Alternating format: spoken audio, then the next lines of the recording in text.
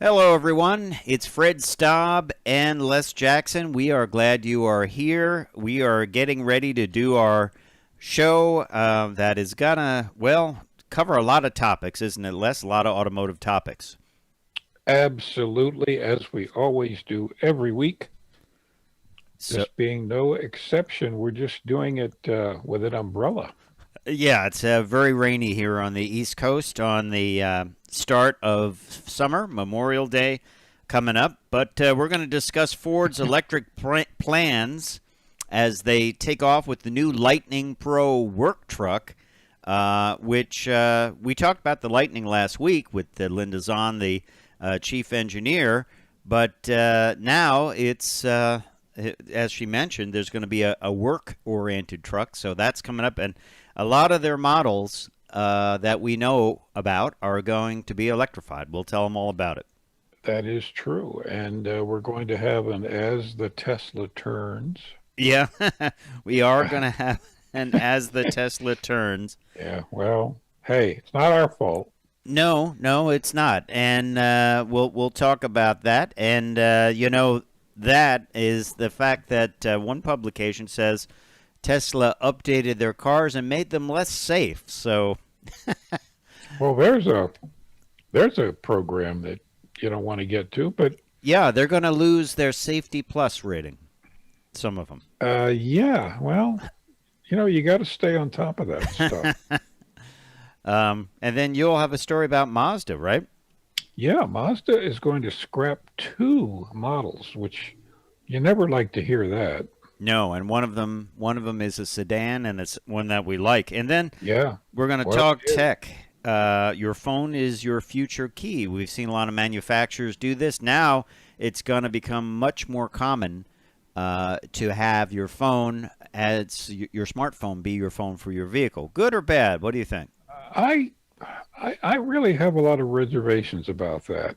We'll talk about that. And then you and I, in a rare dual at-the-wheel review, are going to talk about this vehicle, the Bronco Sport. I got a lot of people talking to me about this vehicle when I drove it.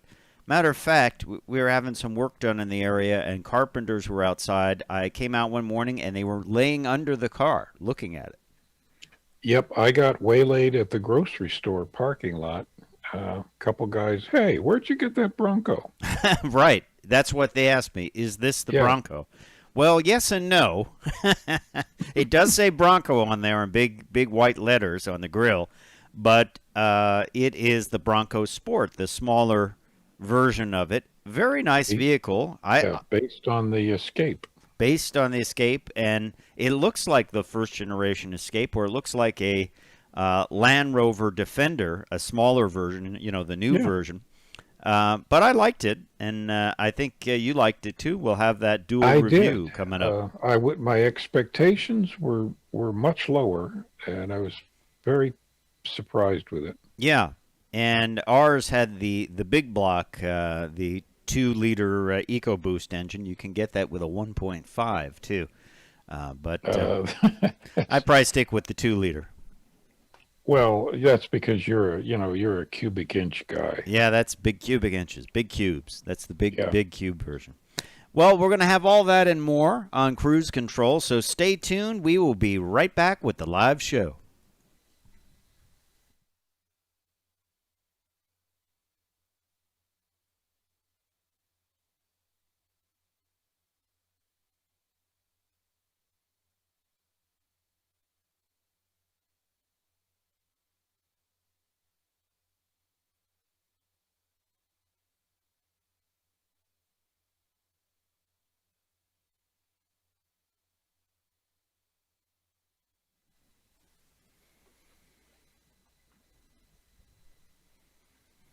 This is Cruise Control. Your on-air automotive magazine with co-hosts Fred Staub and Les Jackson. Everything you need to know about new and used cars. Industry news. We'll fix or repair your car on the air. Fasten your seatbelts and let us take the wheel. Now, your ride is about to begin. Because you're on Cruise Control. Cruise Control. Cruise Control.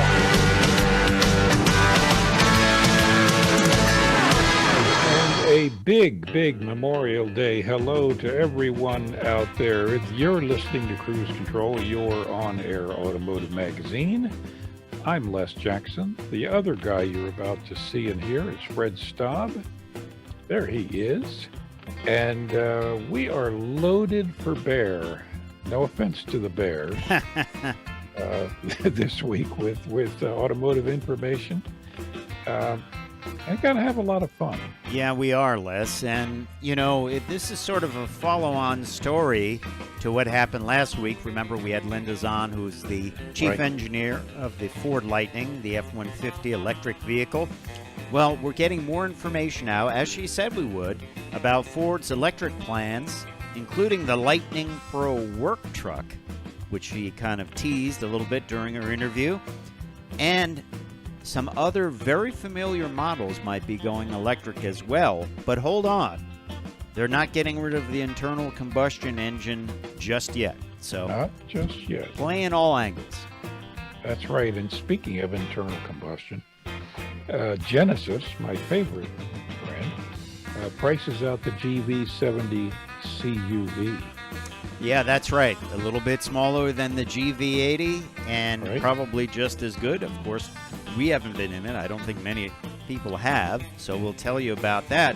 And one publication says Tesla somehow made its cars less safe after a recent update. And we'll tell you. They might even lose the Safety Pick Plus rating, which is, you don't want to lose that. If you get it, you want to hang on to it, right? Yeah, it's kind of a, there's a limit to doing your own thing. And maybe that's the limit. But anyway, over at Mazda, they're saying goodbye to 2 of their models. Yeah, and one of them, Les, is a sedan that we really like, but they are in the business to sell cars, not just build them. So we'll talk about that. True. Yeah, true. One's a crossover too, so that's kind of interesting. We're also going to talk tech. Your phone is your future key. Now, some manufacturers have done this with their own specific app. Now, one operating system for your smartphone is going to allow you to open your vehicle. Is it good or bad? Well, we'll discuss it. Yeah. Okay, I've got my own opinion. We'll talk about it later. But speaking of opinions, we're going to do this later this hour. Very rare for us to have the same test vehicle and review them at the same time. We both had the Ford Bronco Sport, the Badlands edition. Yeah. And we're going to do a dual review at the wheel. That's right. Dual at the wheel. Maybe we'll agree, maybe we won't. That's right. You'll have to stay tuned to Cruise Control to find out. I'm Fred Staub. He is Les Jackson. We will be right back on Cruise Control.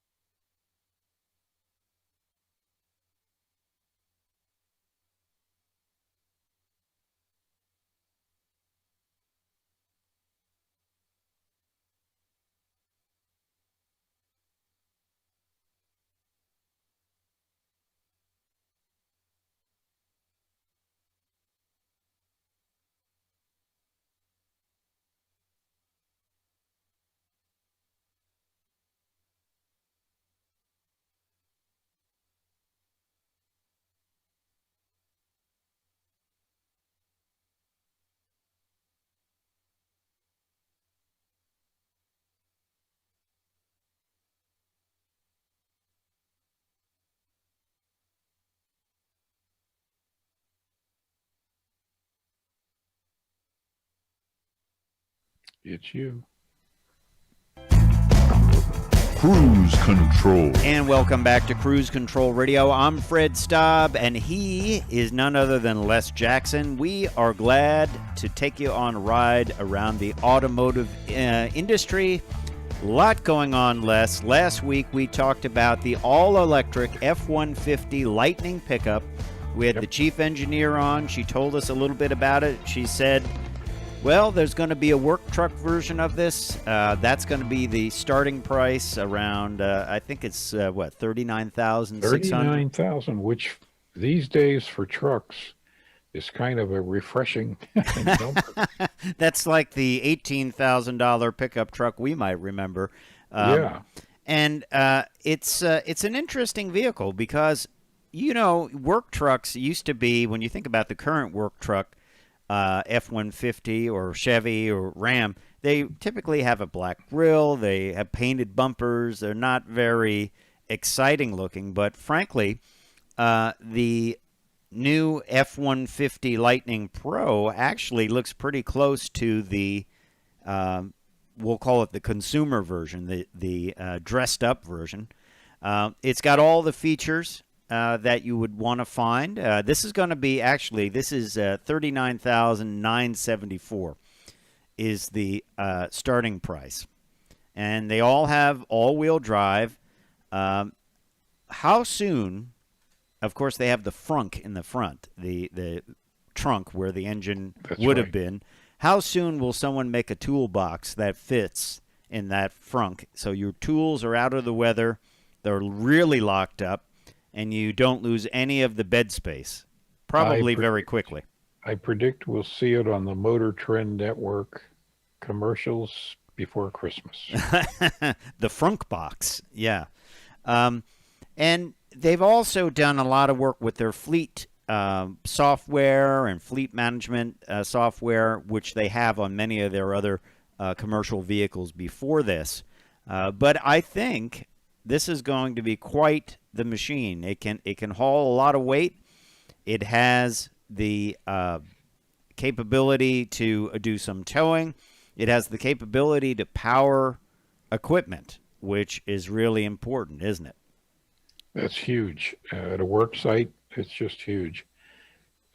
There's a work site right behind me where they're building a luxury apartment building, and there are generators everywhere. Yeah. So imagine if you had a fleet of these F-150 Lightning Pro work trucks. Everyone could have their own generator, basically. Sure. Yeah. I think also when you're looking at gains from cutting greenhouse gases and cutting pollution, fleet use is going to be big. Of course, they're bringing out their e-transit van as well, and would make the perfect delivery van, wouldn't it? Well, it would. And, you know, you bring that up. Ford gave us some of their data, and they said that their telematics data around the country show that the typical F-150 commercial customer travels less than 174 miles a day. Now, that's a huge number of miles compared to, regular office workers. Right. But it's still a lot of miles. So because they have all the tracking data for fleet management and all that, that this will really cut expenses. Yeah, it will. And as this article says from Ford, already they are loving the fact that they don't have to put their tools in the bed, because think of that. Everyone would have a big job box or something in their bed with tools, and then you wouldn't have space to carry wood or other supplies, right? That's right. So I think this is going to be a winner. I really do. I think Ford's kind of hit it out of the park, but they're not stopping there because the next lineup is going to be something, electric vehicles in the lineup. They're going to be vehicles we know about. They're going to be vehicles we're very familiar with, and there's a lot going on. Two mentioned are the Ford Explorer and the Lincoln Aviator that could be going electric next, and then also the Ford Ranger. It makes so much sense, doesn't it? Well, of course. I mean, why wouldn't you build the Ranger electric? Yeah. So they're going to roll those out probably. They're going to increase electrification spending by $8 billion, from $8 billion to $30 billion by Wow. 2025. And it believes 40% of its global vehicle volume will be all electric by 2030. And that would include Mustang Mach-E, Lightning, F-150 Lightning, E-Transit, and new models to be built. It will be interesting to see if they build more dedicated electric vehicles or if they will apply electrification to existing vehicles. We'll have to find out. But Les, we're also going to learn that Ford isn't giving up on the internal combustion engine just yet either. So stay tuned to Cruise Control. We'll have that information for you. I'm Fred Staub. He's Les Jackson. We will be right back.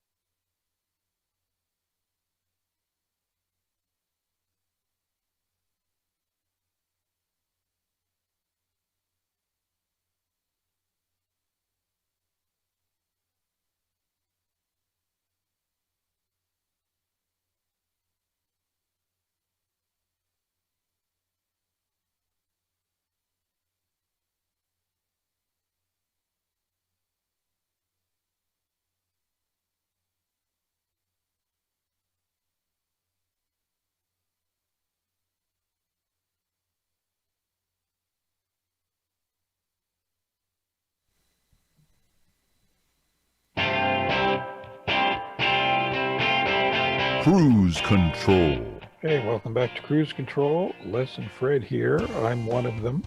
He's the other one. You guess who's who. There you are. We're interchangeable. That's right. And speaking of internal combustion engines, Fred, which I knew you were thinking about.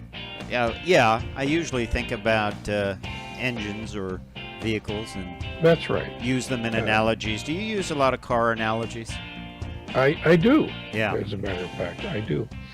And as you know, of course, when I had my knee replaced, I used a connecting rod from a Falcon. That's good. Did you wash it off first, or No. did you have a lot of oil on it? And, It's just oil. yeah, okay. All right. Anyway, You have a Anyway, story about Ford and internal combustion engines because we that's were right. talking about all their electrification, but they're not getting rid of internal combustion engines just yet, are they? No, according to Ford's president of the Americas, Kumar Galhotra, Mm-hmm. Well, he you know him. confirmed. No, I know him. do you know? I've Have you met met him him? several. I've met him several times. Very interesting I've guy. never met him. Met a lot of them, but not him. Yeah, yeah. Very Um, interesting guy to talk to. I've heard he's very, very good, very smart. Yeah. Anyway, Anyway, he can says really that- describe a car well too. When I'm he, sure. yeah, he can tell you all the features. It's pretty good. Yeah, that's great. He said they're working toward an all EV future, but no specific time frame has been locked in. Now they're estimating the bulk of their vehicles, passenger, will be electric or electrified Mm-hmm. by 2030, which I, as you know, have predicted the entire industry will. Mm-hmm. But that doesn't mean that the internal combustion engines will go away. No, he was speaking to Automotive News, and as you said, they said they're working towards an all EV future. I think they're hedging their bets more than GM. GM is dedicated to it, and they want to get rid of the internal combustion engine completely, and they've set a deadline for that. But Ford, when you think about an F-150, there's so many different ways you can have it. They still have a V8. If you say, well, I Yeah. really want a 5-liter Coyote V8 in my pickup truck. I don't want you can get a 2.7 EcoBoost and 3.5 and a light diesel and now a hybrid, which is really great that I had that hybrid not that long ago, and now full electric. I mean, giving variety, I think they might be making the safer play here. What do you think? I think so. Because they want to satisfy everyone's needs. Yes. And there's certainly going to be some people that say, hey, I'm just not down with an electric vehicle. I have a farm. I don't really want to charge it up. I need more towing capability. I just don't feel comfortable with it. Whatever, right? Well, that's right. If you're off the grid, you're going to be using a gas engine. But where you get the gas, I don't know. And how much does it cost you? A lot. What are you paying for gas these days? I've been paying about $2.99 for a I regular. just looked yesterday, and they were about $2.95. Okay. So roughly about 4 or 5 cents cheaper, but we're in the same ballpark. No problems with availability. It's just that number. And some of that may even be the Memorial Day weekend because people are traveling, demand is up, and they always raise the price during that time, don't they? That's right. 37 million people are driving this weekend. A lot of pent-up demand there, I think. A lot of people that have just been waiting it out. The Chesapeake Bay bridges going out to the beaches, Right? they're still in traffic jams now. Wow. Hopefully they can get past those traffic jams by the time the weekend's over, Well, right? it's 58 degrees. Yeah, it's not. Why bother going to the beach? Yeah, if you're on the East Coast or in the East Coast, or if you just look at the weather radar, it is not going to be a beach weekend for sure. For sure. Let's talk about the latest from Genesis, shall we? And it is a vehicle called the GV70, which is a more compact two-row CUV from the folks at Genesis. We got some pricing information on this vehicle. And, of course, the GV80, you and I drove, and we thought it was great. Tiger Woods drove it, too, and he thought it was great because it saved his life, basically. So I think he'd be pretty happy about that. I saw a picture of that vehicle the other day, and while there was heavy damage, it wasn't for crashing at 75, 80 miles an hour. It wasn't, the passenger compartment stayed pretty much the way it was. It was intact. Yeah. Hey. You're not Didn't gonna kill him. you're not gonna get away from heavy damage to the vehicle, but it was No. pretty good. But let's talk about this new 70, the GV70. I haven't driven it yet. I don't think a lot of people have in the U.S. But this is going to be a 2022 model, and comes, as do all things Kia, Hyundai, and Genesis, comes very well equipped. It starts at $41,000, and that's for a 2.5-liter turbo with an 8-speed automatic transmission. That's the standard model, which is pretty nicely equipped, frankly, for that. Then you move up to Select, Advanced, and Sport Prestige. The most expensive 2.5-liter turbo all-wheel drive is $52,750. And then you can get it with a 3.5-liter turbo. And I think this will be a pretty quick vehicle, because I've had the G80, which is a little bit bigger sedan, powered by this engine, the 3.5-liter turbo, and it was kind of fast. So I think when you go to a smaller, lighter vehicle and you put that in there, it's going to be pretty quick. So that starts the all-wheel drive standard with the V6 starts at $52,600, and then moves up in the Prestige, top of the range, to $62,500. The standard features, well, it's well loaded up. It's everything. Yeah, it really is. I mean, forward collision, all the safety stuff. Comes with 18-inch alloy wheels. Oddly, they say dual mufflers, which is weird. Leatherette seating surfaces. Have you found? I found that there's a lot more use of leatherette from leather. Yeah. I had a Toyota Venza, which I'm going to review later on, and luxurious car, really nice seats, perforated. I would have said leather, but it's actually leatherette. And I wonder, this is what they call in certain cars vegan leather, which is interesting. But it's really vinyl, but it's a really high-quality vinyl, isn't it? Extremely high-quality vinyl. Yeah.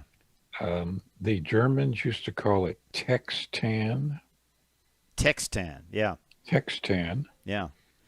And I prefer it to leather. It's pretty good. It's pretty good, I have to say. It's much improved. It's not like the old hard vinyl seats of the past. Where you slid across the seat of it when you went around a turn. Yeah.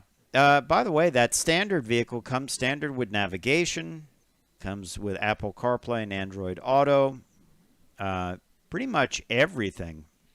If you step up to the Select, it's a $4,000 option. What does that give you? Gives you 19-inch alloy wheels, panoramic roof, aluminum trim in a spin-brushed pattern, which might mean engine turned. I always like engine turned for that. Well, yeah. If you remember the old dash on the Firebirds, the Trans Ams, that was an engine turned dash. I like that. And the 55 T-Bird had those, which was just quite beautiful. Well, we'll go through a little bit more about the GV70 from Genesis when we come back. We also are going to talk about Tesla's getting less safe, according to one publication, Mazda scrapping 2 models, talking tech, and an at-the-wheel review. How will we do it? We don't know, but we'll be right back. We'll do it.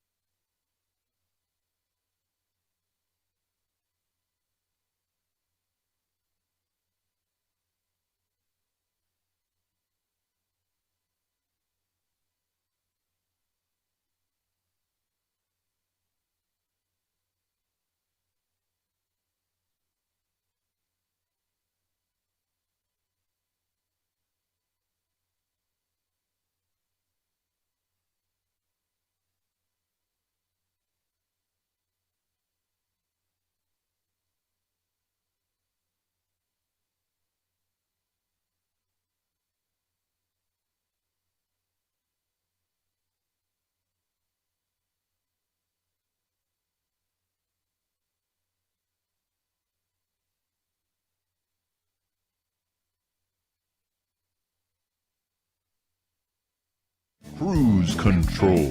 And welcome back to Cruise Control. Les and Fred here. We're going to finish up with the pricing of the Genesis GV70. We were up to the Select package. Yeah, it's not bad, really. I mean, you think about this. When you step up, the biggest thing I'm seeing is the wheel size goes up. And when you get the full top of the range one, you get a 21-inch wheel. The standard one comes with an 18-inch wheel, and you're talking a couple of $1,000s, but you get a lot of stuff, and even the base model's really well put together. I think this thing is going to be a hot rod with the twin turbo V6 at 375 horsepower. I think so. Yeah, so even the top of the range, it's well equipped. That's probably the one-wheel drive when it comes in. The Sport Prestige is up in the 60s, but that gets the Sport Quilt Napa leather. It gets carbon fiber trim, heated second-row seats, and manual rear side sunshades, and acoustic rear door glass. Great job, though. I can't wait cool. to drive this. How about you? I'm looking forward to it. I'm going to be in a Genesis G80 sedan. Great vehicle. Monday. Great vehicle. I had one of those not that long ago, and I was really, really impressed with it. And frankly, my neighbors are impressed with it. Don't your neighbors come over and look at the cars in the driveway? They do. Some take pictures. It's. I'm willing to sign autographs. They don't care about me. They're like, step aside. You're getting in my way, man. I can't get a good shot. And the Ford Bronco Sport, I had people laying underneath it, looking at it. It was they're all friendly. Otherwise, I would have worried. What are they putting under the vehicle? That's right. Yeah, right. Yeah. But there's bad news in Teslaville, Fred. Yeah, it's the gift that keeps on giving, isn't it, Les Jackson? It is. All we have to do is rip and read. We don't have to make up jokes or anything. No, you wouldn't believe that it was an actual story if you. Tesla has managed to lower its safety rating. Mm-hmm. This is not something you want to do.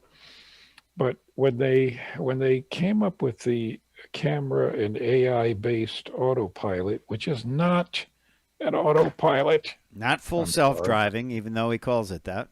That's right. It turned out that the safety agencies said, well, look, you've deleted the radar systems. Which everybody uses, by the way. That's how your adaptive cruise control works. That's how your lane keeping works. People use radar, and it's continued to improve, right? And radar is more reliable than AI. Mm-hmm. So what happened? The agencies have lowered Tesla's safety ratings. Yes.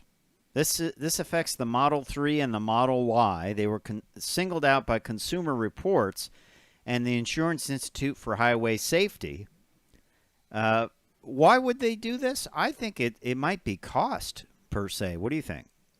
I don't think so. I think this is just a decision that the camera and AI work better with their software. And they just decided that it's kind of like the iDrive decision that BMW made 20 years ago. Right, and it's how many different menu combinations were there? 594. I can handle that at 65 miles an hour. But it's gotten much better. It's gotten much better. Oh, yes, it's much better, and they're down to below 100. Yeah, and you have a home button if you get lost, yeah. Well, this update, if you can call it an update, is going to affect the Model 3 and the Model Y, and it has to do with vehicles built after April 27th. And they're going to the IIHS. That is, if you build a vehicle, you want to get the top Safety Pick Plus ranking. People want to get that. It's a good factor to look at if you're buying a new vehicle. Well, what's the IIHS rating? they're going to remove it. When do they remove the top safety pick plus during a model year? I mean, typically you might lose that if you redesign the vehicle, and then most manufacturers immediately make changes, strengthening the vehicle or changing something, changing software. One of them did. I forget exactly who it was. I think it was Nissan, where their rating was lowered, and then they decided to change something right away with software or seatbelts. I forget what it was. But, and I'm sure Tesla will be fine with it. I don't get it. Sure. Having their rating, it just doesn't happen, does it? Well, no, it did now. It does now, yeah. It didn't before, but I don't think the typical Tesla buyer cares. It's still a kind of a sort of a cult, or maybe a groupie sort of mentality. Not that it's a terrible car, but it's just. I think the quality, they must have gotten the quality better. The roof doesn't fly off, the doors open. Yeah. The bumper stays on. Welcome 1973. You're back again, I don't know. We'll have to see how this plays out. And as you said, Elon Musk probably could care less if he loses the safety pick plus. He'll say IIHS is no good. And even though all manufacturers try to strive for this, and if they don't make it, they come back with a modification to fit that. And that's one of the best things about IIHS, because it's more of a carrot than a stick. It's not, we're going to fine you for not meeting this. It's like, you know what? Your other competitors make it. If you want to sell vehicles, people are going to go in. This says safety pick plus. Yours doesn't. So yep. I think that's a better way to go. But anyway, we will see what happens with that. Now, here's a kind of a mixed bag story. Mazda is dropping two of its models, the Mazda 6, which you and I say it's one of the best cars that people don't buy, right? Well, that's right. It took them a while to get it really good, but they got it good, and still people aren't buying sedans. So no matter how good it is, if people don't buy them, you stop making them. Yeah, it's going to be discontinued in the 2022 model year, which is not far away. Some of our vehicles we've been driving are 2022s. And then they're also going to get rid of the CX-3. Now, that's a crossover. Les, you might be saying, why would you get rid of a crossover, right? Well, but the CX-30 basically overshadowed it. Yeah. I mean, it's just the newer model, a little bit different design, and they just didn't want to spend the money to market two vehicles that are very, very close. Right. Yeah. So the 6, I guess we saw this coming because it just wasn't selling, but it's sad, isn't it? Well, yeah, I don't like to see models go away. Yeah. Well, that, unfortunately, is happening at Mazda. By the way, I have a Mazda 3 right now, all-wheel drive, and I like to put it through real-world tests. And we went to 2 grocery stores the other day, yesterday, and we could fit everything in the back of that. It's got a lot of storage for a small vehicle. Yeah. And it's a car, ladies and gentlemen. It's a car. It is a small hatchback. Remember those? Oh, very fondly, yes. Hey, let's talk. Let's talk tear tech. You have a tear. I see that. You're listening to Cruise Control, by the way. I'm Fred Staub, and he is Les Jackson. And let's talk a little tech. Coming to Android 12, the next generation or iteration of the Android operating system, will be a digital car key feature. And it will kind of follow on to what iPhone is doing. They are using ultra-wideband technology, so you can unlock your car even without removing your phone from your pocket.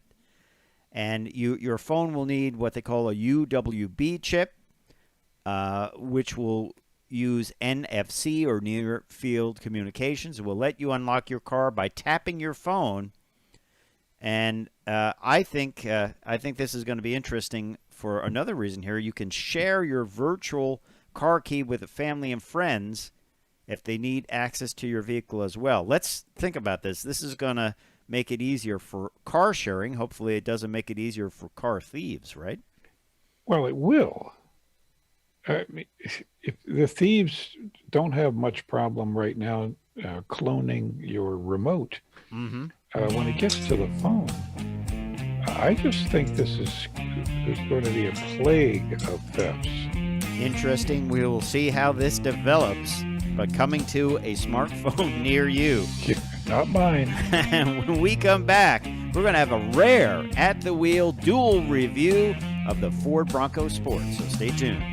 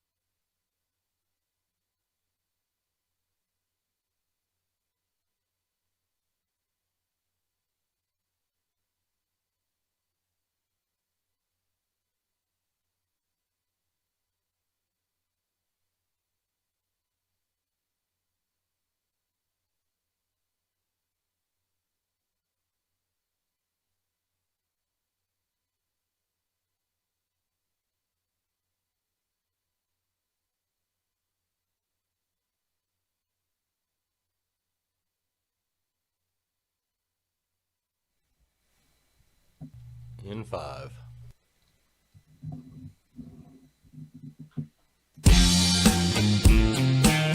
Cruise Control. And welcome back to Cruise Control, your on-air automotive magazine. It's that time, Les, a rare moment in Cruise Control radio history. We have a duel at the wheel review. How rare is that? That's pretty rare, isn't it? Maybe once every year and a half. Yeah. We both had the Ford Bronco Sport. Not to be confused with the Bronco. We haven't driven the Bronco yet, but No. everyone that looked at this vehicle said, oh, well, is that the Bronco?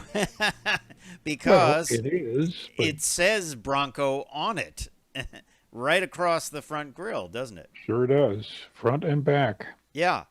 Overall, looking at the vehicle, I love the fact that it looks sort of like a little Land Rover Defender. The squared Yep. off back. It either looks like a Land Rover Defender or a first generation Ford Escape. What do you think? Well, yeah, it does. And actually, the last Land Rover, or the last Bronco I was in was almost 50 years ago. Okay. And it was a Ford Bronco with a 289 V8. It rode like a roller skate. It handled dangerously because of short wheelbase and high center of gravity. And I was really expecting, this looks rugged. Oh, it's Quite definitely rugged. And I was expecting this to be unpleasant. Wow. And I was wrong. It's really nice. Yeah, it is. I would call it a very usable, a very user-friendly machine. It is very rugged. It is very, you can fold the back seat down. There's rubber mats. In our version, you might laugh, but one of my favorite features was the fact that it celebrated not having carpet. It has rubber mats. It's one of my favorite features, the rubber mats of the vehicle. Oh, absolutely. Mine was carpeted. Okay. But, clearly it's meant to be, to be abused, really. Just throw your bike in there, throw your dirty hiking stuff in there, no problem. Yeah. It'll clean out. It has all kinds of different modes for the vehicle. Go anywhere, goat, go anywhere, trail, mud and ruts, and it is very capable. It's not one of these typical vehicles where it looks tough, but it isn't. It's never going off road. It's only going to go on a rainy, maybe a rainy day or a snowy day, going out to do errands. This thing is very, very capable. It has, I don't know how this became known as bash plates, but they call them bash plates underneath to protect it. I thought they used to be called skid plates, but I guess skid was a bad name, right? Yeah, bad word. Yeah. Ours were both in the Badlands trim, and that is top of the range, basically, for this vehicle. There is the first edition, which has even bigger tires and more capability, but that sold out quickly. Ours was the Badland edition. The Badland and the first edition are powered by the 2-liter EcoBoost, which puts out 245 horsepower, 275 pound-feet of torque. I thought that was great. I probably would not want a smaller engine, though. And then I wouldn't want a smaller engine. It wasn't slow. No, but it wasn't neck snapping. But no, not at all. If you get adequate. the base, it's Big proper Bend, power. Base Big Bend Outer Banks, other models, and there are a lot of models in this range, get the 1.5-liter EcoBoost engine, which puts out 181 horsepower, 190 pound-feet of torque. I would probably stick with the Badlands, and since you can't get the first edition anymore, I would probably go with that. What say you? That's Les right. Jackson? That's me in the video hiking. Yeah, you are an active lifestyler. I know. Listen. You carry a kayak wherever you go. I've got one right here. By the way, I love the color of mine. It's called cactus gray. It's kind of a pearl gray. Wow, that's neat. It's a beautiful color. Several neighbors commented on it. Interior is navy pear, which is navy gray, Navy gray. which, hey, I like it. High quality materials Yeah, very, inside. very clean looking inside. Very clean looking Yep. design, easy to use, great display, easy to go into all-wheel drive, right? Great visibility out. Easy to get into. You don't have to climb up into it. Yeah, I would agree.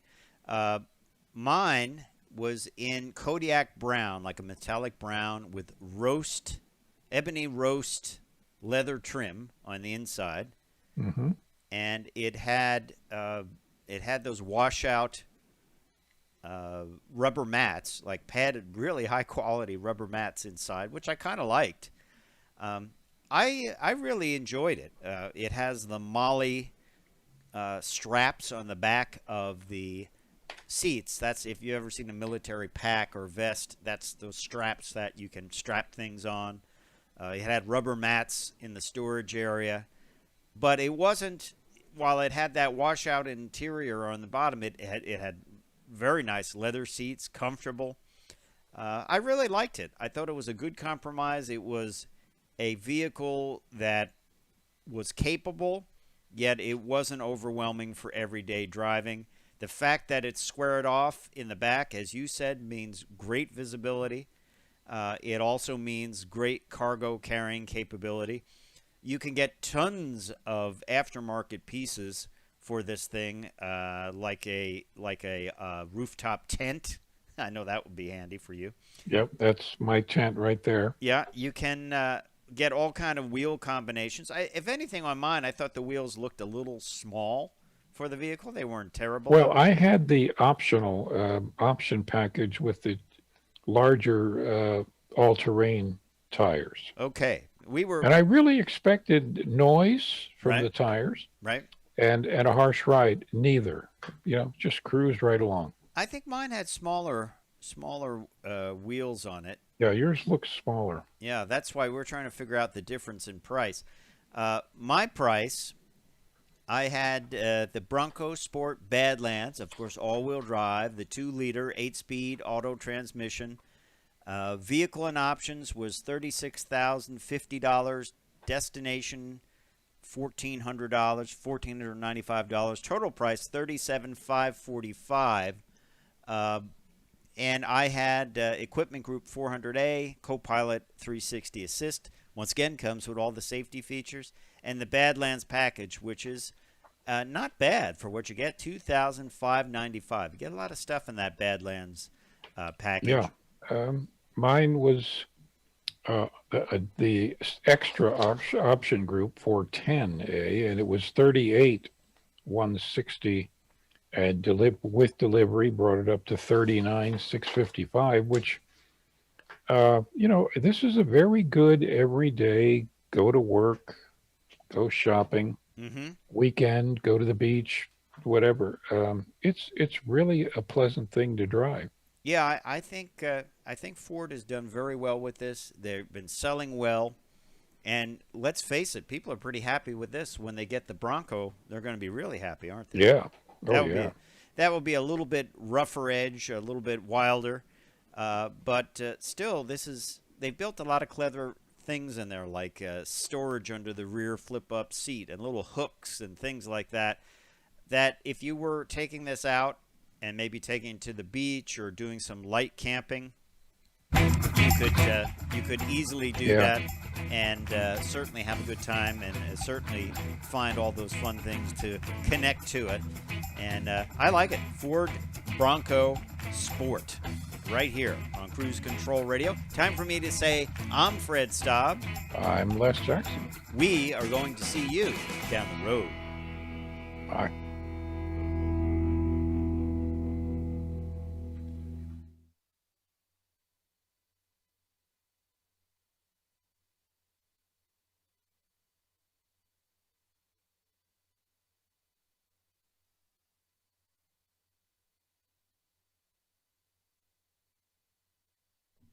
Hey everyone on YouTube and Facebook. There is another hour of cruise control coming up. Let me tell you a little bit about what we will be talking about. Mercedes is going to reveal its next generation C-Class. Free stuff for buying an electric car. Who doesn't like free stuff? I always like swag. We'll tell you who's giving away the goodies. And then we're going to talk tech. GM is heading back to the lunar surface. Yes, they're going to be building a new lunar rover. If they were involved with the first lunar rover, and they're going to be going back and building a new one. That will be fun. Is it time to trade in your truck for a hatchback? Well, if you want to make some money, it might be. And then some good news. 2 large automotive events are back on the schedule. As you know, a lot of our automotive events have been canceled thanks to COVID, but these are coming back, 2 of them. We'll tell you which ones they are. Plus, we'll have a review of the 40-mile-per-gallon Toyota Venza hybrid when we get rolling on the next edition of Cruise Control. So stay tuned. We will be right back. Les, I have to tell you, this Venza that I was pretty impressed with. It really had some unique features. Remember the first Venza? It was more like a station wagon, wasn't it? It was way back in the early 2000s. Yeah, and this is the second generation of it.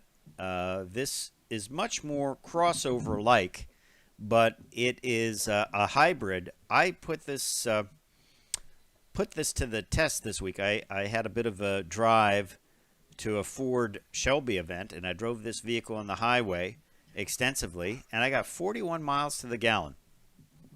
Wow. And it's an all-wheel drive vehicle, and it is a 2-row CUV, high riding. I tell you, Toyota does a great job with the hybrids, don't they? They're the masters. Yeah, they're the masters of it. So we'll have that full at-the-wheel review coming up. One of the neat features is it had a glass roof that you hit a button and it goes from clear to opaque. Have you had any vehicles that have had that yet? Not yet, no. Pretty cool trick. And that has to do with, I believe there's electrically charged particles embedded in the glass, and right. when you change the voltage, it might be when you change the flow of the voltage, they go from clear to opaque, and I think that's a pretty neat thing. I thought it was a bit of a surprise to see it. Matter of fact, the manufacturer didn't call it out. I just found it by hitting a button, thinking I was opening the roof, and I was like, oh, look at that. So and we're also going to talk about free stuff for buying an electric car. So you like free stuff, don't you? Absolutely. I love free stuff. You know what I did this week? I drove this vehicle. Can you identify this vehicle? That would be a Shelby Mustang. GT500. And I notice that I'm not in it. Well, we had a bit of a track day down at the New Jersey Motorsports Park. We did some hard launches where they showed launch control on the vehicle. And then we went out for some laps. This is from Texas Motor Speedway. This is just a stock photo. This thing is an animal, Les. 760 horsepower. Supercharged, 5.2. Wow. Flat plane crankshaft. I tell you, it's a monster. It really is. And, you know, there's no back seat. It's just a carpeted area where the back seat was. And it is capable of running 10-second quarter-mile times, going on the road course, and then driving home to get some milk. It's the all-everything car. And I'll bet its top speed is very close to 200. I would say, yeah, we didn't go faster than, let's say, 120 on the track, which is fast enough. Oh, heck, I do that in the driveway. But it is certainly a lot of fun. certainly a lot of fun. The supercharger on this is kind of a cool design. The rotors, picture a typical supercharger box casting. They put the rotors down deep in the V of the engine. So it's sort of like a triangle, the supercharger. So fun stuff.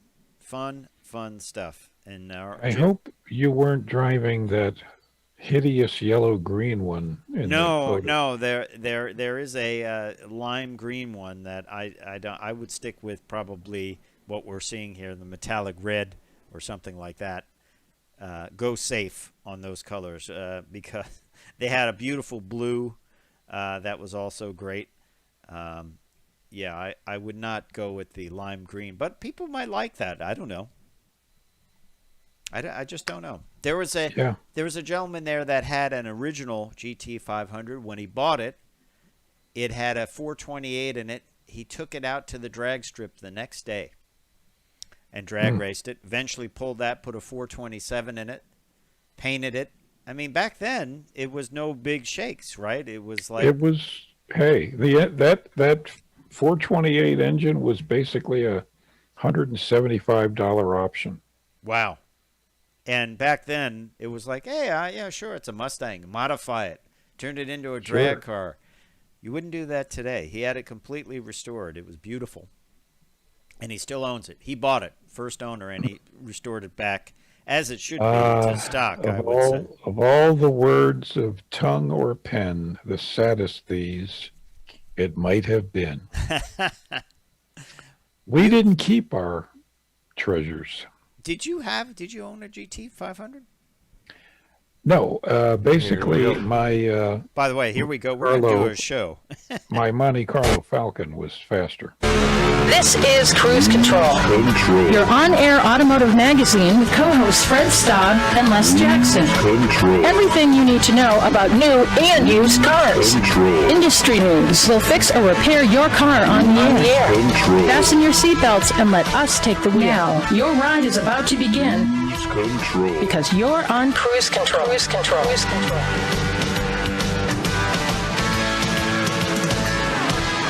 That's right. It is about to begin, and it's beginning. Oh, wow. How'd that happen, Les Jackson? Another hour of Cruise Control. Welcome to your on-air automotive magazine. I'm Fred Staub, and he is... Les Jackson, I think. I'll have to look at my ID. Yeah, well, while he's doing that, we're going to start talking about the automotive industry. New stuff happening, new vehicles, all kinds of stuff, tech. And we're starting this hour with Mercedes revealing its next generation C-Class, Les Jackson. Yeah, pretty cool. And free stuff for buying an electric car. We'll tell you who's giving away the goodies and what the goodies are. Yeah, this stuff is better than like a free T-shirt and a hat. So it's good stuff. We'll talk about it. Talking tech, GM is heading back to the lunar surface. They built one vehicle that I never got to drive, the Lunar Rover. It's up on the moon. I think the batteries are still good on those if they ever go back there. Don't think so. It would be fun to see how it aged, wouldn't it? I would love to. I mean, wouldn't it be neat to actually see it in person? But anyway, hey, is it time to trade in your truck for a hatchback? Well, if you need a truck, I'd say no. But if you want to make money, I would say yes. Yeah, that's right. Good ways to make money. And also, 2 large automotive events are back on the schedule. Yeah, one is in Europe and one is in the U.S. We'll tell you what they are. It's good news. It's coming back alive. Plus, we'll have a review of the 40-mile-per-gallon Toyota Venza hybrid when we get rolling on Cruise Control, your on-air automotive magazine. Don't forget to check us out at cruisecontrolradio.com, where you can like us on Facebook and follow us on Twitter. It's all there, cruisecontrolradio.com. You know, Les, I think the auto show just might come back, at least in some form. Yeah, certainly I think so. I don't know or I can't predict exactly what form they'll be, but they'll certainly come back.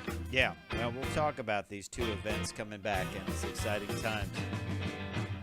I also think it's neat, GM, getting back into the lunar rover. The original one had a range of 4.7 miles.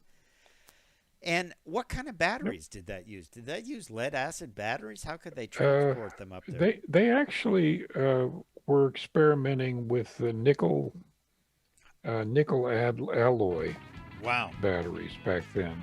If you remember, the thing unfolded. It was in a box on the LEM, Yeah. and it slid out, and you put it together like a kit. So, cool stuff. Well, we'll tell you all about that and more on Cruise Control when we return. I'm Fred Staub. He's Les Jackson. Stay tuned, because we are just getting started on Cruise Control.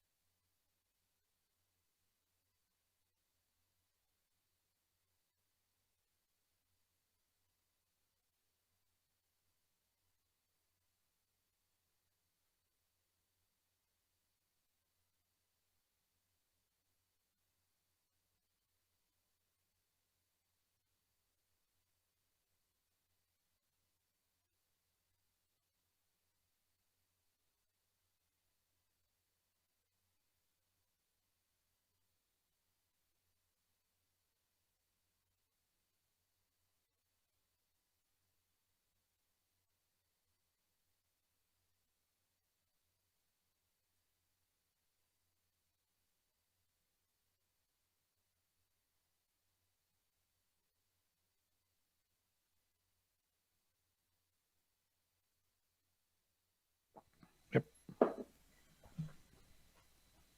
Cruise Control. Welcome back to Cruise Control. Les and Fred here. We are going to take you over to Mercedes-Benz. Uh-huh. Well, actually USA, but their C-Class, which has been, a big seller Oh, for yeah. a number of years. Yep. To me, they always look a little too small, but they're not really. Mm-hmm. And 3 new highly equipped trim levels for the new C-Class. I think Mercedes is beginning to feel that they're being overshadowed. Well, have you ever found when you look at Mercedes and you get kind of confused as what model is what? and there's a lot of letters and numbers, and I couldn't tell you off the top of the head. I would have to look at, oh yeah, that's the bigger engine, or that's the whatever. Now they've made it very simple. They've made it into 3 trims: premium trim, exclusive trim, and pinnacle trim. And it's very basic. It's like the other vehicles that we've reviewed, where they've gone to, Ford comes to mind. They do their premium or platinum trim. That's their top of the range. And it's kind of a good way to do this, to make it a lot easier for that. I mean, the premium trim comes well equipped. It's got Apple CarPlay. It's got a lot of other things. Dynamic select, optional features. Of course, you can get AMG line with night package, digital light, ventilated seats, navigation. Exclusive trim includes all that, plus Parktronic with active parking assist, surround view system with 360 degrees security functionality, illuminated door sills, the Burmester 3D surround system, and then Now, Pinnacle. But go for it. There's one thing they have called parking damage detection. Is that what I think it is? I'm not sure. That is interesting. In other words, if you come back out from parking it in a parking lot at the store, it tells you, hey, guess what? Somebody hit your car. I've got to look that up, but I think so. I think that's kind of cool. I mean, hey, look at your passenger side, because it's not the way you left it. I hope it takes a picture of who did it. That's it, and hits them with a stun gun, so you can say, "Give me your information." Yeah. No more sneaking out. Yeah, it's possible. I mean, you think of even some of these simple cameras that you have on your car can check motion and do that. Remember that guy years ago that there was an Aston Martin in a store, and you see him walk by the car, and he comes back and looks at it, and you think, oh, this guy is just admiring the car. Maybe he's going to take a picture. And then he takes out a knife and scratches the car all up. I saw that video. Yeah, we talked about it. Like, he looks at it, and you think, he's just digging the car. Maybe he wants to take a picture or look at it. And then you hear him scratching the paint. So, and there was clear, you could see who he was very clearly, So maybe this does that. And the Pinnacle trim gets navigation and head-up display and a whole host of other things. Interesting, Les, I just think of some of the other brands that a lot of this stuff is included with vehicles. It's not, like that overhead look, that look where you get the look around the camera where they stitch all the cameras together for pulling in. I've had that on Kias, and I think it's great. But it's kind of hard for manufacturers, I think, today to say, hey, we're going to charge more for these vehicles to put this stuff in, because many manufacturers are just giving it to you completely. Sure. Yeah. But Mercedes has never done that. They've always charged kind of big money for the options. Yeah, and I think BMW is guilty of that as well. If you want heated seats, which almost comes standard now on most vehicles, Let's talk a little bit about the powertrain. It's going to become a mild hybrid. C-Class is debuting with a turbocharged 4-cylinder engine with integrated starter generator and a 48-volt mild hybrid technology. And it's going to get a little kick in the seat of the pants. It's going to have an output of 255 horsepower, 295 pound-feet of torque, and it's getting a 22 pound-foot boost of torque compared to its predecessor thanks to this mild hybrid system. So about 20 extra horsepower, about 22 pound-feet of torque additional. You probably will feel that. That's the key thing, with these things. You will feel that off the line. I think it helps. It helps when the engine is trying to figure out what gear to go into, the transmission, I should say. So, cool stuff. When we come back, we're going to talk about free stuff for buying an electric car. Who doesn't love it? Free stuff on Cruise Yay. Control.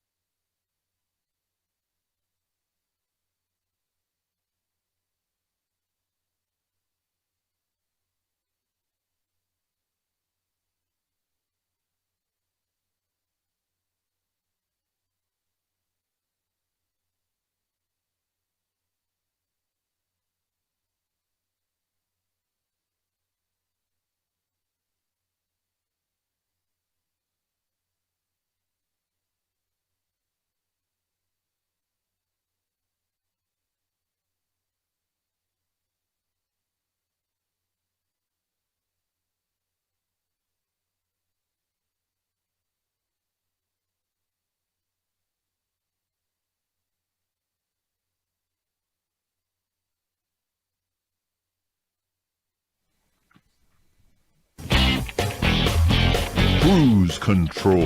And welcome back to Cruise Control. I'm Fred Staub. He is Les Jackson. We are talking about cars, trucks, the automotive industry, socks. I don't know. What else, Les Jackson? Oh, well, I was going to talk about my class reunion, but nobody wants to hear about it. Well, However, what I will talk about is free stuff. yeah, who doesn't like swag, right? I mean, typically it's a hat, it's a jacket, maybe if you're lucky, it's something else. Sweatshirt. Yeah. I mean, I would have no hats if it wasn't for automotive events. How about you? I'm running out of hats. I haven't gotten a hat at an event in 2 or 3 years. Yeah, I always brought the hat back because, Yeah. something you Just a use. hat. Yeah, it's a hat. Looks cool. So we're talking about things that are a little bit more valuable than a hat. And we're going to start off with Electrify America and Hyundai teaming up. And the Ioniq 5, of course, Hyundai is knocking it out of the park along with Genesis. Absolutely. With all of their vehicles coming up. And they announced this week that Ioniq 5 drivers get 2 years of unlimited 30-minute complimentary charging sessions from the date of purchase at Electrify America. That's like free gas, isn't it? That's like free gas. And they're going to offer the first 1,500 buyers who probably have already bought. Right. You get your choice of 3 gifts with the car. An at-home charger, which is what I would take because that's expensive. The credit for national charging, or an Apple Watch. Well, is an Apple Watch that big a deal? Well, I'd probably take the charger, and what you're talking about is Kia is offering. Oh, I'm these sorry. free- Yes, Kia's EV6. closely related to the Ioniq 5.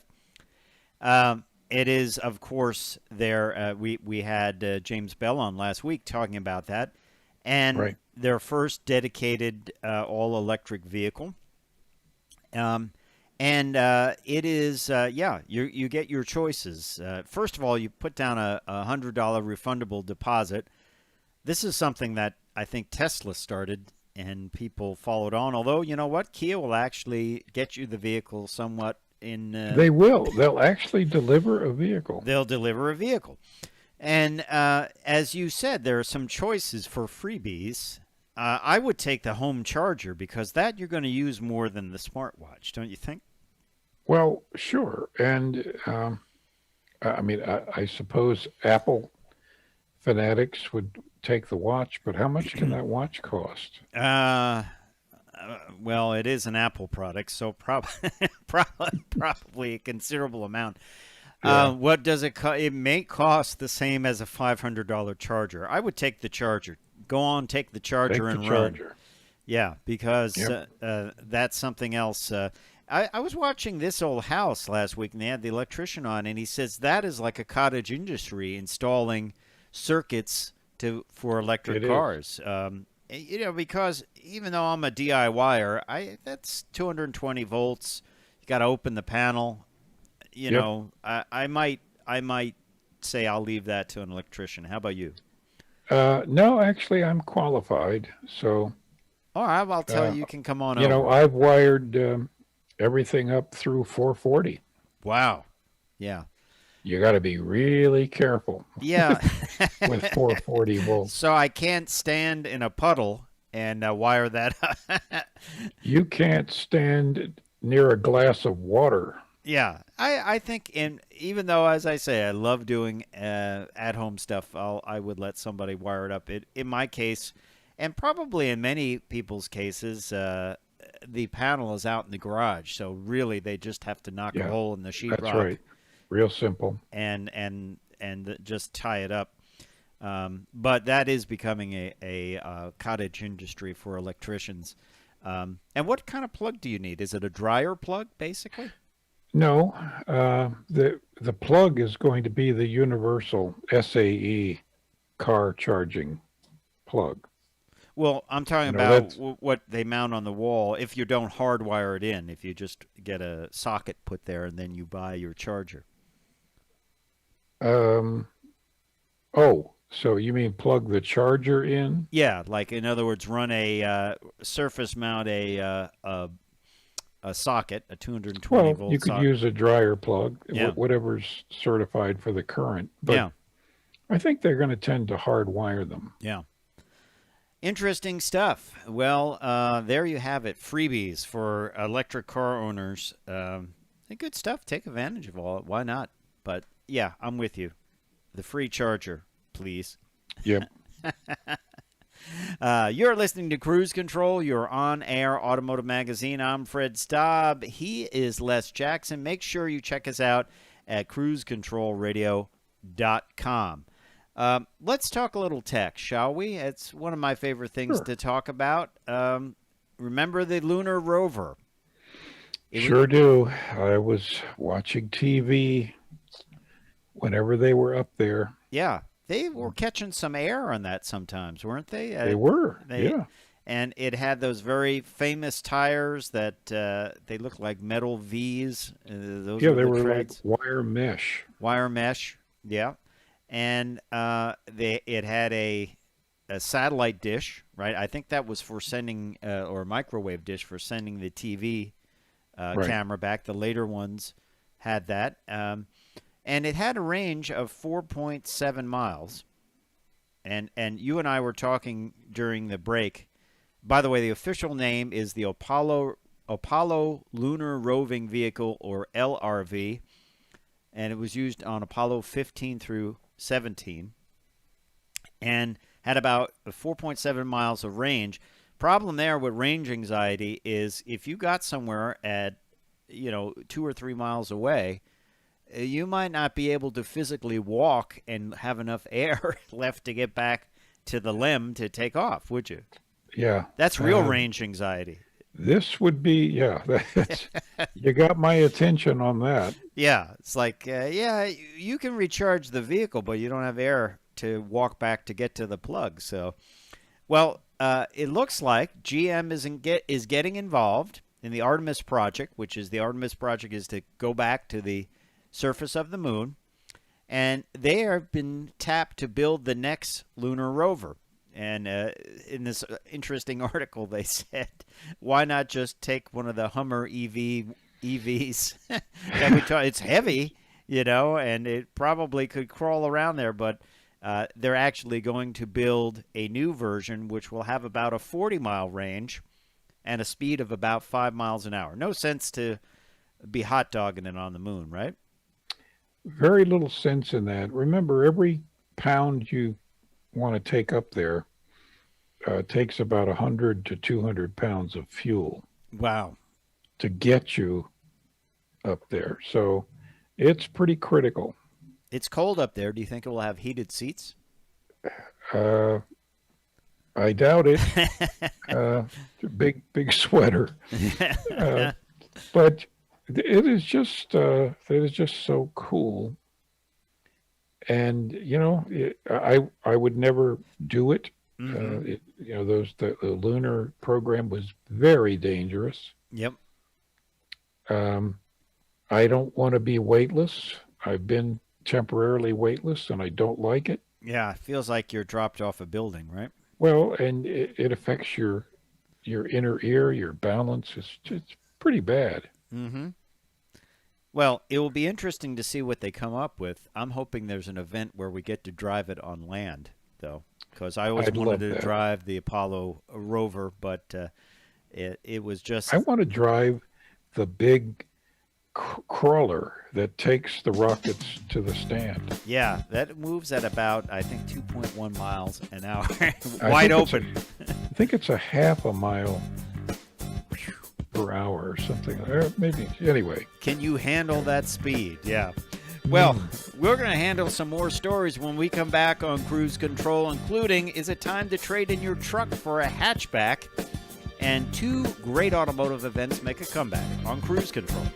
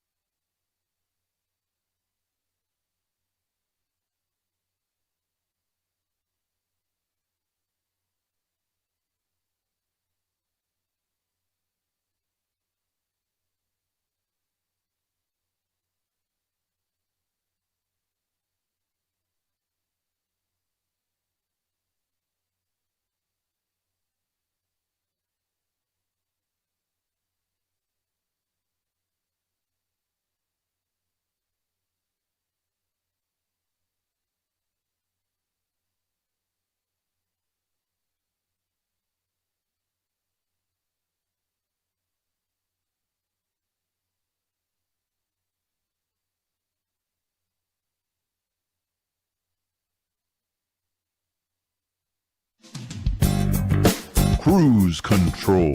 Welcome back to Cruise Control. Lesson Fred here, and you're probably wondering why the used car prices have jumped so much in April. Biggest increase ever. Yeah. It's interesting. People are just becoming aware what's going on with chip shortages and demand. And when they go out to buy a car, whether new or used, it's a little bit of a sticker shock, right? It sure is. And it's, it's like things at the grocery store that were in short supply. And it's, just a case of the chip shortage and fewer new cars being made. Yeah.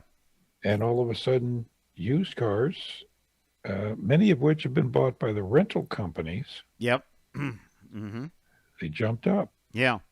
Well, and then there's the thought of, if I have a truck right now that I'm driving and it's in pretty good nick, as the Brits would say, pretty good condition, should I sell it and buy, let's say, like a hatchback or a sedan that people really don't want? Because even with all of this, people are still not buying sedans or hatchbacks. So that's right. Theoretically, you could sell your 5 or 6 year old truck and buy a Toyota Corolla hatchback new and probably have extra money left over.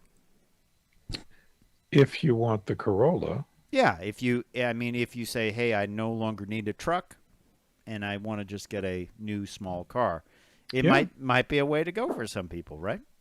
Sure.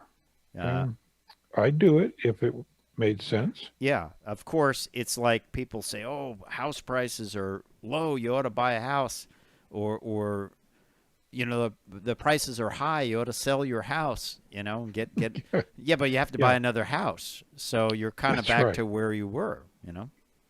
Another thing we should talk about is, do you know, according to this article by Reuters, more than a third of car loans are for 6 years or longer. 6 years. You're deep into depreciation by that time, 6 years on. And you think about a 6-year-old vehicle, it's fairly outdated, isn't it? In the case of my vehicle, totally outdated. Right? And you're upside down in the loan. Yeah. It's just not, it's just you're paying more than the thing is worth. Sure. And it's just because when you look at certain prices, $70,000, $80,000 for a truck, it's just too much. More than 56% of new vehicles financed in the first 3 months of 2021 were SUVs, and another 17% were pickup trucks. The average amount financed to buy a new vehicle rose to $35,392 in the first quarter from $33,833 a year later. So that's a big jump. That's a big, big jump. Remember they do that whole thing when you go into a dealer. They say, "Well, we'll tell you the payments, but payments for how long?" Is the thing. It's like, okay, I'm paying $300 a month, but how long am I paying that for, right? I would consider it if I had a 0% loan. Mm-hmm. Yeah. And maybe do it for 3 or 4 years. Yeah. That's the thing, but typically you're not going to get a 0% loan. I don't know. It's kind of scary. I think it is. It's very scary to have that kind of payment, and then basically be paying on something that's not worth, what it was. So well, and what happens if you wreck it? Look at your insurance costs. Yeah, exactly. Well, let's talk about something a little bit lighter and a little bit more fun.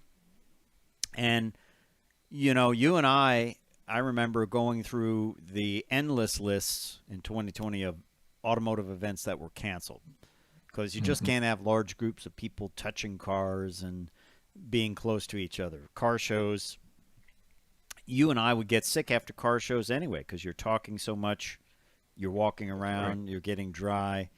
And a lot of the car shows went away. And then a lot of car shows were kind of on the fade before COVID because, I don't know, it's easier to just launch them virtually, right?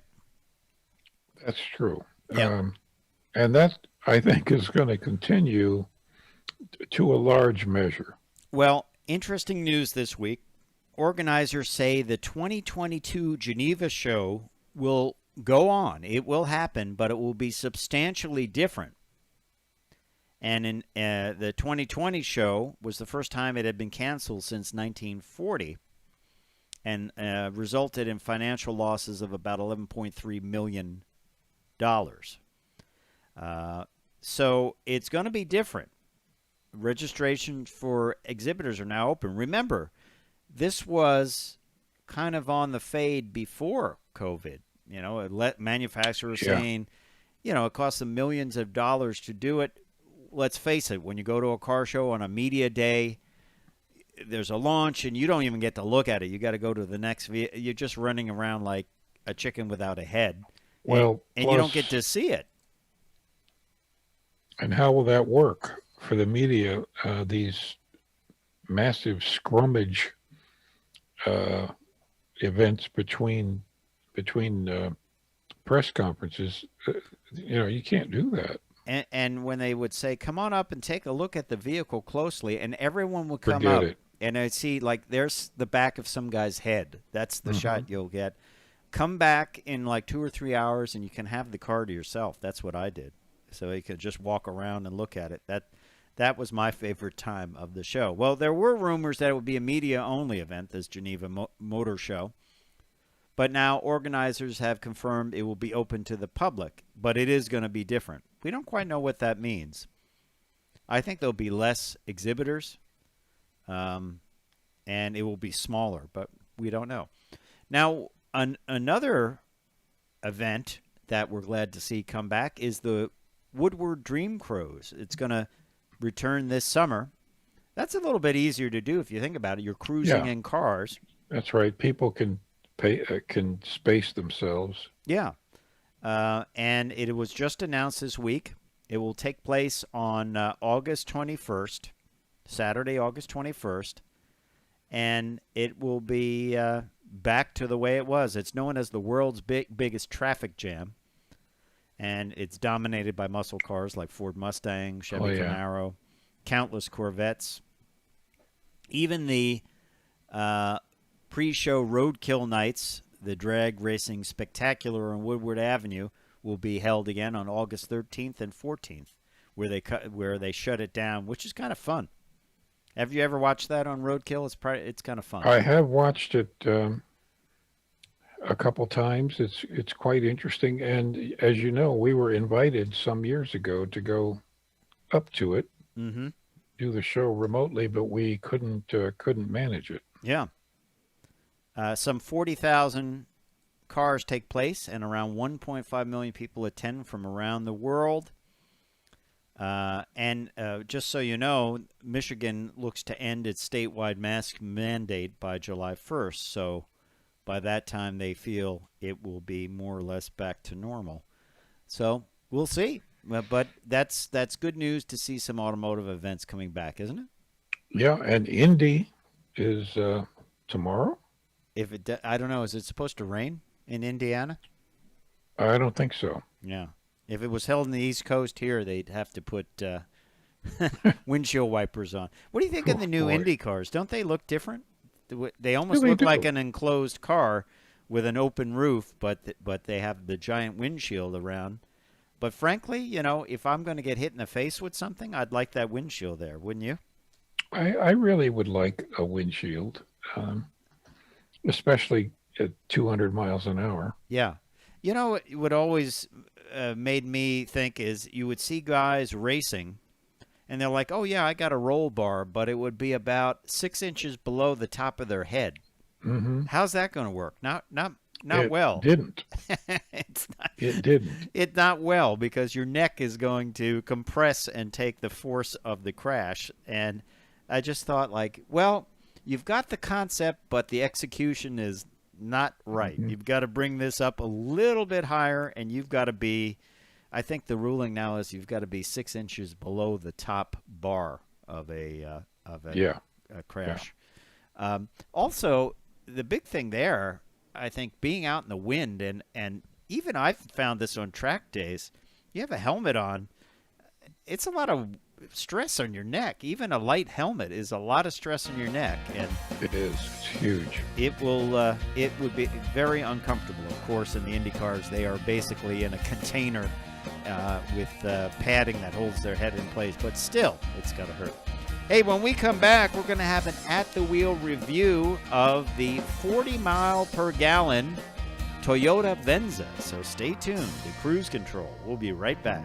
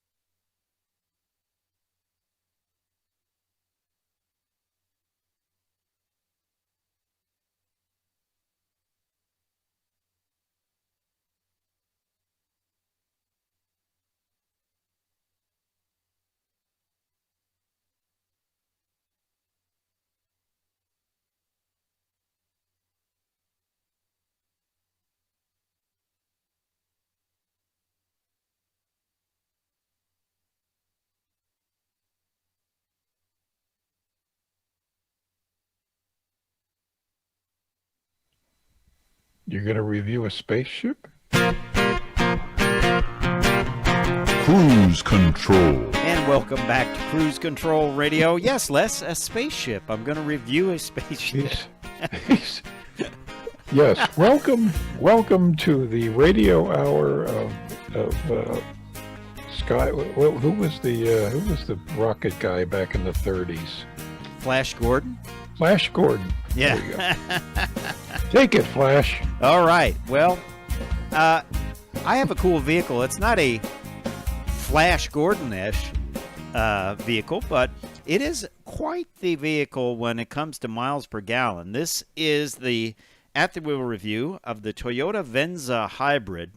Toyota does so well with their hybrids, and this is a big vehicle. The Venza came out in 2008, Les, and it was kind of a squared-off, low-riding station wagon.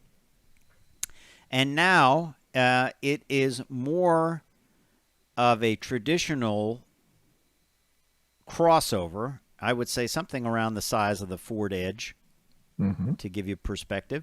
Although Toyota still likes to say that it is a different type of vehicle. They actually use the term breaking the sameness barrier.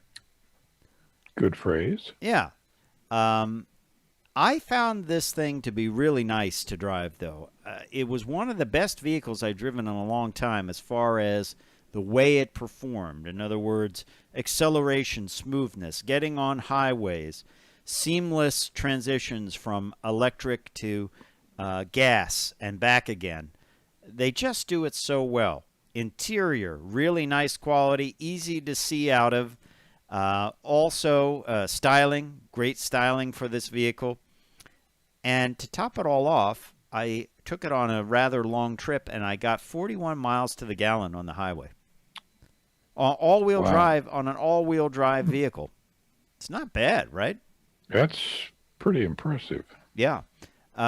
It has the Toyota Hybrid 3, Toyota Hybrid System 3 powertrain and advanced electronic all-wheel drive system. And it has impressive fuel economy. And I was not like driving along at 55 miles an hour. I was staying up with traffic at 75 miles an hour and being passed by everybody. But so I was not light-footing this or hypermiling this. I bet if you hypermiled this, you could probably get 45 or something like that. But 41 was pretty good. It rolls on this incredible chassis that Toyota has come up with. Very solid. It's called the TNGA-K platform, and it is projected to achieve top NHTSA safety ratings. Comes standard with Safety Sense, the TSS 2.0 system, pre-collision system, full range dynamic radar control, lane departure alert, automatic high beams, lane tracking assist, road sign assist. All good stuff. I found a couple of things that I think could use a little improvement, but not deal breakers by any means. There are some controls for heated steering wheel and some other controls that are on the left-hand side lower part of the dash. I'd love to see them moved up to a little bit more accessible area, because when you're driving, it was hard to see, am I hitting the hatch release, which probably wouldn't work at highway speeds, or the heated steering wheel. So that I would improve a little bit. And then I'm not so sold on Toyota's navigation system, frankly. I used their navigation system going down to the event, and then I used Android Auto coming back, and I much preferred Android Auto. I used to say, why would you want Android Auto if you had a built-in navigation system? And now I see why. Android Auto is just familiar with it. You can set up the route ahead of time on your phone. So I can see why people like that. But great styling on the outside. Very cool styling as far as in the back. It has this sort of shelf that comes out. It's almost like an integrated spoiler. One weird thing, the turn signals are very small and they're low by the rear reflector in the back.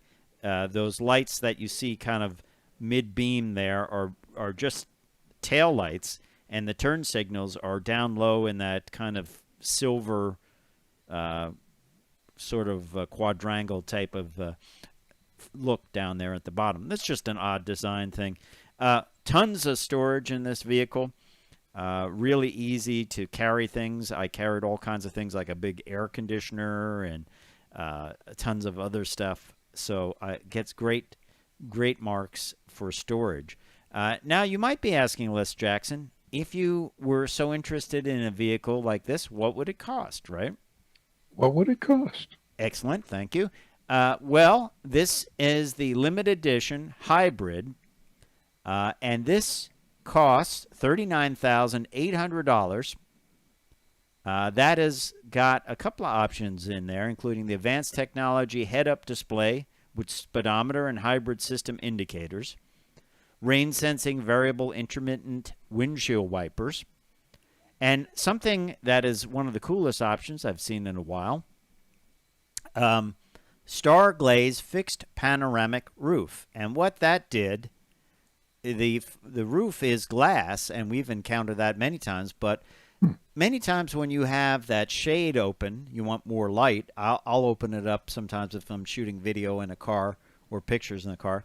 On a hot day, it gets really hot. There's a lot of solar gain. And this one, with the Stargaze roof, when you hit a button on the overhead console, it goes from clear to translucent at the push of a button. So you can have a nice diffused white roof giving you diffused light, but not get the heat gain. So you can get a little bit of everything. It does come with the traditional shade as well. But I was really impressed with that. It was something fun to hit that button and see the change in that technology. So I like that a lot. So $39,800 with all the goodies, plus a delivery and handling fee of $1,175. Total price $43,100. It is almost 5 stars across the board. 4 stars for frontal crash on the driver, 4 stars for rollover. But overall score is 5 stars, which is a really good number. 37 highway, 40 city, 39 combined. But I beat that 37 easily on the highway at 41 miles to the gallon. It's just crazy. I think it cost me I did 2 little fill-ups, and they were like 3 or 4 gallons each. It really makes a difference. It really makes a difference, their hybrid system. And I would highly recommend considering the hybrid model of this or the hybrid model of the RAV4. And I think Car and Driver said this is just a nicer RAV4, which is okay. It's a kind of a more sophisticated interior. That's it. I would say a couple of things. Move some of those controls up to the dash so you can see it a little bit better. Their navigation is just not, I just don't like it as much as other navigation systems. So you can use Apple CarPlay or Android Auto. And it just was a good vehicle. Put a lot of miles on it and enjoyed driving it. Toyota does it well. Great driving experience. No shiftiness in the transmission or in the drivetrain. It has a couple of different modes, Eco, Normal, and Sport. I stayed normally in Normal, so maybe with Eco I could do even better. But still, 41 miles to the gallon. It shows that you can get all-wheel drive, a large vehicle, and not be down in the low 20s, which is at almost $3 a gallon or more. Not a bad way to go, right? Absolutely. Yeah. Makes sense. All right. Well, we appreciate you listening to Cruise Control Radio. Don't forget to check us out at cruisecontrolradio.com, where you can like us on Facebook and follow us on Twitter. Time for me to say I'm Fred Staub. I'm Les Jackson. We're going to see you down the road. Bye.